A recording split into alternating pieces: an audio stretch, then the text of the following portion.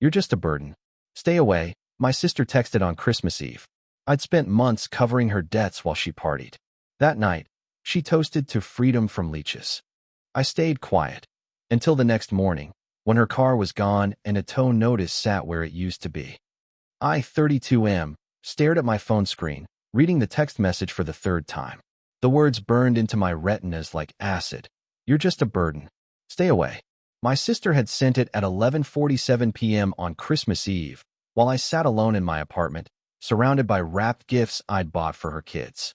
6 months. That's how long I'd been covering her rent, her car payments, her credit card minimums.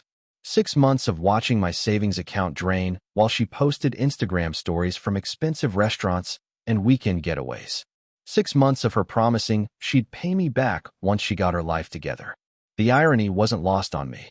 Here I was, the responsible older brother who'd worked 2 jobs through college, who'd never missed a payment on anything, being called a burden by someone who couldn't keep the lights on without my help. I scrolled up through our message history. March, can you spot me rent? I'll have it back to you next week. April, emergency car repair, need $800. May, just until my promotion comes through. The requests had become demands, and the promises had become lies. My phone buzzed with a notification from her social media. She'd posted a video from some Christmas Eve party, champagne glass raised high, laughing with friends I'd never met. The caption read, "Finally free from all the leeches. Here's to 2024 and cutting out toxic people." I set my phone down and walked to my kitchen window. Her car sat in the guest parking spot of my complex, the same spot she'd been using for 3 months since her apartment complex started towing unauthorized vehicles. The same car I'd been making payments on since August. The plan formed slowly, like ice crystals on a window. I'd been patient, understanding, supportive. I'd enabled her behavior because I thought family meant sacrifice. But family also meant respect, and she'd made it clear she had none for me. I opened my laptop and logged into my bank account. The auto pay for her car loan was scheduled for the 26th. I canceled it. Then I canceled the insurance policy I'd been covering. Next, I called the towing company that serviced my apartment complex. The operator asked what the issue was, and I explained that there was an unauthorized vehicle in guest parking that had been there for months. I provided the license plate number and confirmed that yes, I wanted it towed immediately. The fee would be $300 plus daily storage costs. I didn't sleep that night, not because I felt guilty, but because I felt something I hadn't experienced in months: control. Christmas morning arrived gray and cold. I made coffee and positioned myself at my kitchen window with a clear view of the parking lot. At 7:23 a.m., the tow truck arrived. I watched the driver hook up her car with professional efficiency. The whole process took maybe 10 minutes. When he drove away with her vehicle, I felt a satisfaction that no Christmas gift had ever provided. My phone started ringing at 8:15 a.m. I let it go to voicemail. Then it rang again and again. By 9 a.m., I had 12 missed calls and a string of increasingly frantic text messages. "Where's my car? Did you see what happened to my car? Someone stole my car from your parking lot. Why aren't you answering? I need you to call the police." I finished my coffee and got dressed. I had plans to visit our parents for Christmas dinner, and I wasn't going to let her drama ruin my day. The messages kept coming throughout the morning. She'd apparently walked out to the parking lot expecting to drive to our parents' house, and found an empty space with a tow notice stuck to the asphalt. The notice listed the impound lot's address and the fees required for retrieval. At 11:30 a.m., she called from our mother's phone. I answered on the 4th ring. Mom asked if I knew anything about my sister's car being towed, and I told her I'd heard something about it, but didn't have details. My sister grabbed the phone and demanded to know if I'd seen anything suspicious. I told her I'd been asleep and hadn't noticed anything unusual. She asked if I could come pick her up so she could get to the impound lot, and I reminded her that she'd told me to stay away. There was a long pause before she said she hadn't meant it that way. I told her I was sure she had meant it exactly that way, and that I was respecting her wishes by staying away. The call ended abruptly. I drove to my parents' house around 2 p.m., taking my time. The family gathering was smaller than usual, notably missing one person. Mom explained that my sister was dealing with her car situation and might not make it. Dad asked if I knew what had happened, and I said I'd heard it was towed for being parked illegally somewhere. The conversation moved on to other topics. I helped with dinner preparation, played with my nephew who'd come with my older brother, and actually enjoyed myself for the first time in months. No one was asking me for money.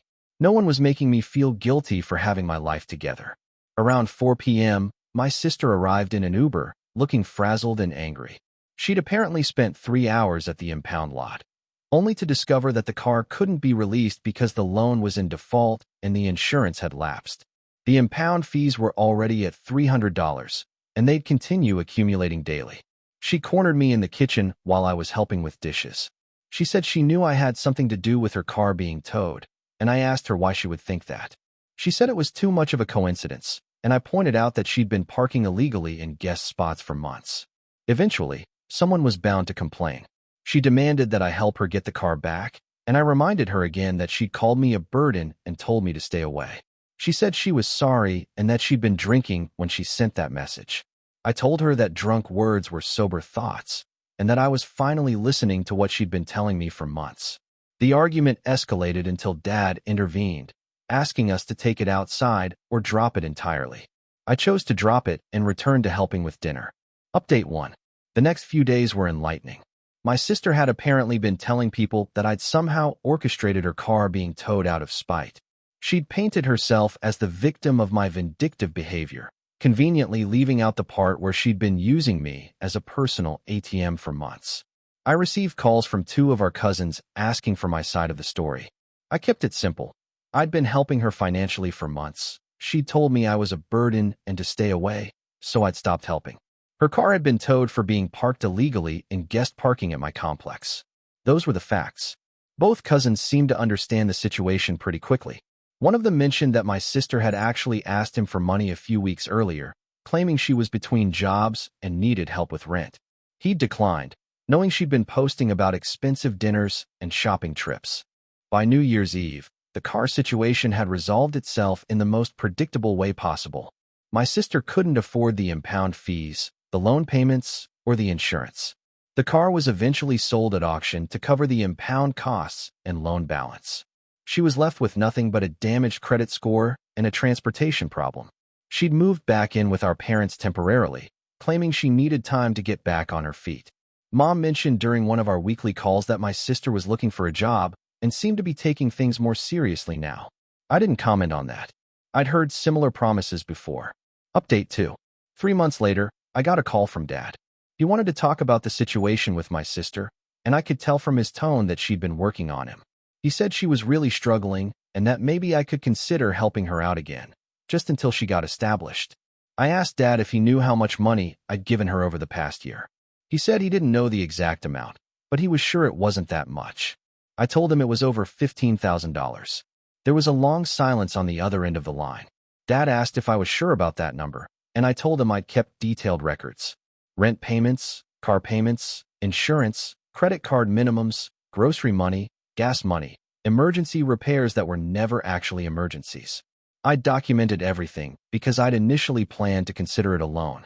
He asked why I'd never mentioned the amount before, and I explained that I hadn't wanted to make family gatherings awkward. I'd hoped she would start paying me back gradually, and we could pretend the whole thing had never happened. Instead, she'd called me a burden and told me to stay away. Dad said he understood my position better now, and that he'd talked to Mom about adjusting their expectations. He also mentioned that my sister had been asking them for money too, and now he was wondering if that was such a good idea. I told him that was his decision to make, but that I was done being anyone's financial safety net without clear boundaries and expectations. Update 3. 6 months after the car incident, my sister finally got a job. It was entry-level retail, nothing glamorous, but it was steady income. She'd also moved into a small apartment with a roommate, splitting expenses to make rent affordable. She sent me a text message apologizing for how she'd treated me and asking if we could talk. I agreed to meet her for coffee, curious to see if her perspective had actually changed. She looked different, tired, but more grounded somehow. She apologized for calling me a burden and acknowledged that she'd taken advantage of my generosity. She said losing the car had been a wake-up call, and that she'd realized how much she'd been depending on other people to solve her problems. I listened without interrupting. When she finished, I told her I appreciated the apology, but that I needed to see consistent change over time before I could trust her again. She said she understood and that she wasn't asking for money or help. She just wanted to repair our relationship. We talked for about an hour. She seemed genuine, but I'd heard similar words before. I told her I was willing to rebuild our relationship slowly, but that the financial support was permanently off the table.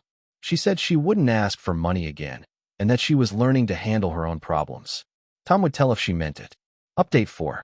A year later, my sister had kept her word. She'd been promoted to assistant manager at her job, moved into her own apartment, and hadn't asked me for money once. She'd even started paying me back in small amounts, $50 here, $100 there. At that rate, it would take her decades to repay the full amount, but the gesture mattered more than the money. Our relationship had improved gradually. We texted occasionally, met for coffee every few weeks, and she'd started attending family gatherings again without creating drama. She seemed to have learned that actions had consequences, and that burning bridges with people who cared about you was a luxury she couldn't afford. The car incident had become family legend, the time I taught my sister about accountability through strategic inaction. Some relatives thought I'd been too harsh, while others said I should have done it sooner. I didn't care about their opinions. I'd learned that helping someone and enabling someone were two different things, and that sometimes the most loving thing you could do was let someone face the consequences of their choices. My sister never got another car. She took public transportation, walked, or used ride-sharing services. It was less convenient, but it was also less expensive than car payments, insurance, and maintenance. She'd learned to live within her means, and that lesson was worth more than any vehicle. Looking back, I realized that the text message calling me a burden had been a gift. It had given me permission to stop sacrificing my financial security for someone who didn't appreciate it. It had forced me to set boundaries I should have established months earlier. Sometimes the best revenge isn't elaborate or dramatic. Sometimes it's simply stepping back and letting someone experience the natural consequences of their behavior. My sister had wanted freedom from leeches, and I'd given her exactly that, freedom from the person she'd been leeching off of. The morning I watched her car get towed, I'd felt powerful for the first time in months. But the real victory came later, when she learned to stand on her own feet and became someone worth having a relationship with again. That transformation wouldn't have happened if I'd continued enabling her behavior. Christmas Eve had marked the end of one chapter in our relationship and the beginning of another. The new chapter was built on mutual respect instead of financial dependency, and it was infinitely healthier for both of us.